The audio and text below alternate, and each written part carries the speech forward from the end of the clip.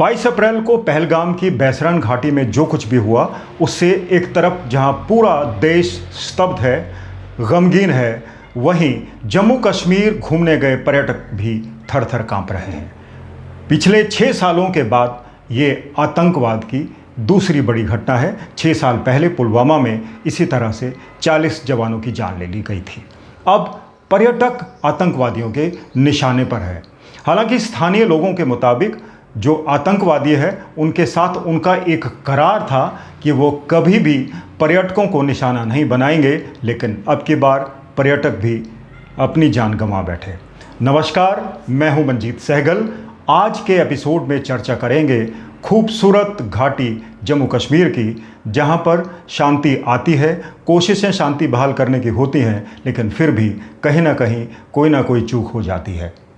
22 अप्रैल को भरी दोपहर में जो आतंकी हमला हुआ, उससे साफ है कि जम्मू कश्मीर के कुछ लोग, जिनको जम्मू कश्मीर की तरक्की, जम्मू कश्मीर का पर्यटन, जम्मू कश्मीर की इकॉनमी रास नहीं आती, वो शायद अब इसे एक बार फिर से अंधेरे में धकेलना चाहते हैं। 22 अप्रैल को जब बैसरान घाटी में पर्यटकों का एक दल खूबसूरत नज़ारे ले रहा था, उस वक्त झाड़ियों में से, जंगल में से 2 आतंकवादी आए और उन्होंने सबसे पहले 2 लोगों को निशाना बनाया।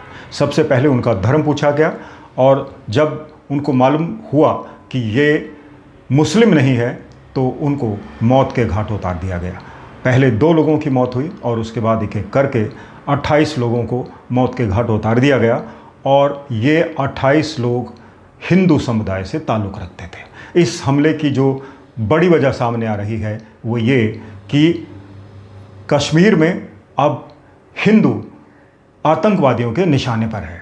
आईएसआई की शय पर किए जा रहे ये हमले साफ बताते हैं कि आईएसआई को अमन चैन पसंद नहीं है और कश्मीर जिस तरह धारा 370 हटने के बाद तरक्की के रास्ते पर चल रहा था, जिस तरह से पर्यटक वहाँ पर जा रहे थे, वो शायद पाकिस्तान और उसकी आईएसआई को रास नहीं आ रहा है। हमने देखा कि पिछले काफ़ी अरसे से कश्मीर का पर्यटन खूब जोरों पर था। कश्मीर के होटलियर्स की, कश्मीर के पर्यटक व्यवसाय से जुड़े हुए लोगों की अच्छी आमदन हो रही थी, लेकिन जिस तरह से ये हमला हुआ है, अब उसका सीधा सा असर स्थानीय लोगों की इकॉनमी, आर्थिकी पर पड़ेगा। अब जितने होटलियर्स हैं या फिर छोटा मोटा पर्यटन का व्यवसाय लोग कश्मीर में करते हैं, सब लोग सख्ते में हैरान हैं। रात ही को एक विरोध मार्च भी निकाला गया जिसमें इस घटना की मजम्मत की गई, इस घटना की निंदा की गई, लेकिन शायद निंदा करने से ये घटना या फिर आगे आने वाली घटनाएं ना रुकें। साफ है, अब की बार जो आतंकी हमला हुआ है उसमें स्थानीय लोग भी स्तब्ध हैं, क्योंकि जो लोकल टेररिस्ट हैं, स्थानीय आतंकवादी हैं, उनका स्थानीय लोगों के साथ एक करार है कि वो कभी भी पर्यटकों पर हमला नहीं करेंगे। ऐसा इसलिए ताकि वहाँ की आर्थिकी मजबूत रहे। लेकिन अब की बार जो हमला हुआ है वो पर्यटकों पर हुआ है। 6 साल पहले जवानों पर हुआ था, अब की बार पर्यटकों को भी नहीं बख्शा गया। इसके 2 बड़े कारण बताए जा रहे हैं। एक तो कारण ये कि कश्मीर घाटी की जो आर्थिकी है उसको धक्का पहुँचे। नंबर 2, हिंदू समुदाय में ये संदेश जाए कि वो जम्मू कश्मीर में सुरक्षित नहीं है, वहाँ पर घूमने ना जाएं।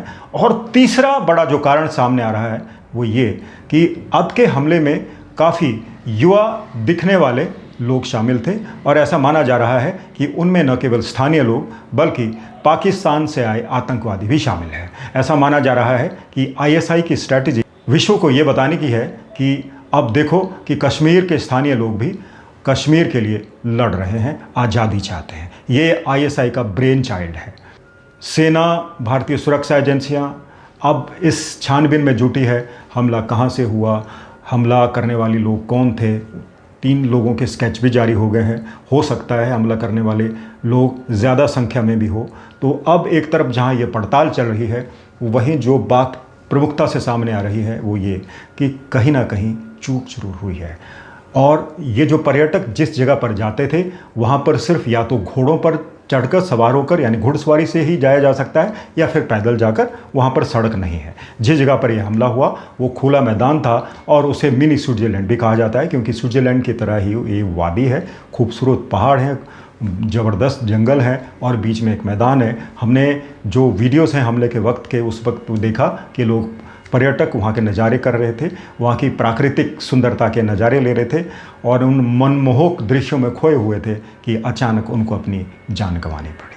अब साफ है कि जो लोग इस हमले में शामिल हैं उनको भारतीय सुरक्षा सेनाएं छोड़ेंगे नहीं। उनको जल्द ही 72 हूरों के पास भेज दिया जाएगा, जल्द ही इन लोगों को न्यूट्रलाइज कर दिया जाएगा। लेकिन बड़ा सवाल यही है कि स्थानीय लोग अगर तरक्की चाहते हैं तो आतंकवादियों के साथ उनके रिश्ते क्यों हैं?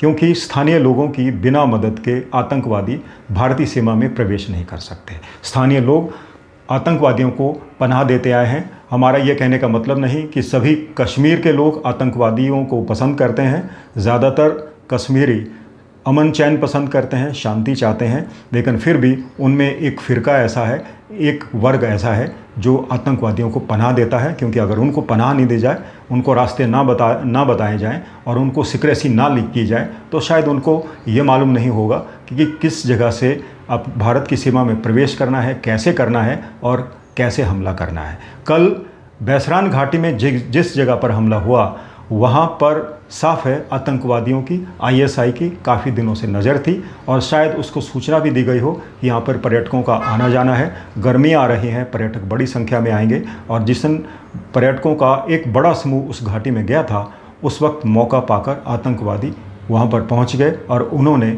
28 पर्यटकों को मौत के घाट उतार दिया। वीडियो के अंत में इस घटना से जो सबक लेने की ज़रूरत है वो ये कि चाहे जम्मू कश्मीर की पुलिस हो या फिर भारतीय सुरक्षा एजेंसियां, उनको थोड़ा सा ऐसे पर्यटक स्थल जहां पर पैदल ही जाया जा सकता है, जहां रोड की कनेक्टिविटी नहीं है, जो निर्जन स्थल हैं, जहां पर पर्यटकों का जीवन खतरे में पड़ सकता है, उनको चिन्हित करने की ज़रूरत है। वहां पर सुरक्षा बढ़ाने की ज़रूरत है ताकि कोई भी पाकिस्तानी आतंकवादी भारत की सीमा में प्रवेश ना कर पाए और जो पर्यटक हैं, जो जम्मू कश्मीर के लोग हैं, जो जम्मू कश्मीर की आर्थिकी है, वो उसी तरह से आगे बढ़ती रहे।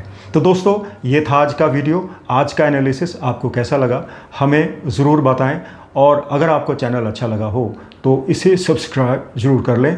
तो आज का एपिसोड यही ख़त्म होता है। आप अपना ख्याल रखिएगा। नमस्कार।